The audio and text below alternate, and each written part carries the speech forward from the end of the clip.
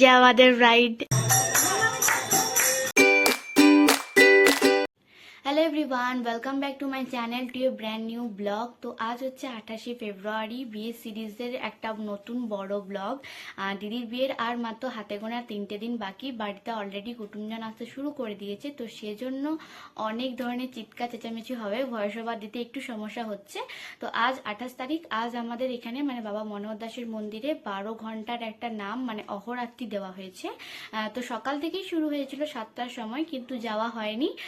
বাড়ির সবাই গিয়েছিল কিন্তু আমার যাওয়া হয়ে ওঠেনি। তো এখন যাব 12:30টার সময়। আমি রীতিমতো জানলা দরজা সবকিছু বন্ধ করে ভয়েস ওভার দিচ্ছি। আর এই দেখো আমাদের লুডো বাবুকে, এই যে আমাদের ব্রাইড একেবারে চার ডাল কিচ্ছু করে নাই। বিয়ে বাড়ি মানেই কিন্তু ঘরভর্তি লোকের সমাগম। তো এখানে সবাই মিলে বসে গল্প করছিল। আর এই যে আমাদের পিহুও কিন্তু এখানে সুন্দরভাবে রেডি হয়ে নিয়েছে। আমাদের বাড়িতে ক্যাটারিং এর রান্না বান্না শুরু হয়ে গেছে। তো ফাইনালি এখন আমি একটু সময় পেয়েছি রেডি হওয়ার, কারণ মনরতলা যেতে হবে। আর তার সাথে দেখো আমার কাছে কে আছে, আর এই যে ব্রাইড দিদিও কিন্তু এখানে সুন্দরভাবে রেডি হয়ে নিয়েছে। মনিও কিন্তু এখানে রেডি হয়ে গেছে। আর এই যে পিহু, দিদি, মুনি, আমরা সবাই মিলে যাচ্ছি এখন মনরতলা। আর এই যে মাইমাও রেডি হয়ে গেছে। আর বাইরে বেরিয়ে দেখি আমাদের বাড়িতে এখানে লাইট টাঙানো হয়ে গেছে। এখন যাচ্ছি মনরতলা। আর দেখো পিহুকে দুটো চুলও বেঁধে দেওয়া হয়েছে। এই যে আমরা এখন বাবা মনোহর দাসের মন্দির চলে এসেছি। আর ভিতরে ঢুকেই দেখছি এখানে ঠাকুরের যে ভোগ বললাম সেই ভোগটা সাজানো হচ্ছে। আর এই যে মন্দিরটা দেখো কত সুন্দর ফুল দিয়ে সাজানো হয়েছে। মন্দিরের একটা সাইডে এনারা বসে এখন হরিনাম সংকীর্তন করছে।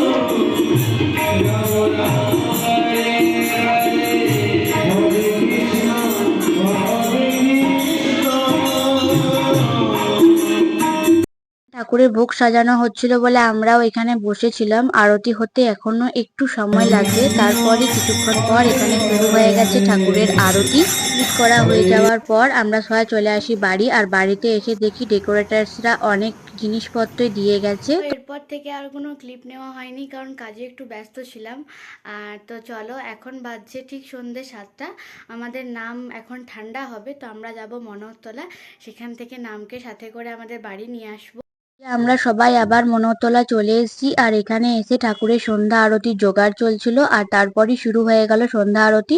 সন্ধ্যা আরতি শেষ হয়ে যাওয়ার পর হরিনাম সংকীর্তনরা মন্দিরের চারপাশে 3বার গোল করে ঘোরা হয়ে যাওয়ার পর একটা ঘট নিয়ে এখন আমরা যাচ্ছি আমাদের বাড়ি।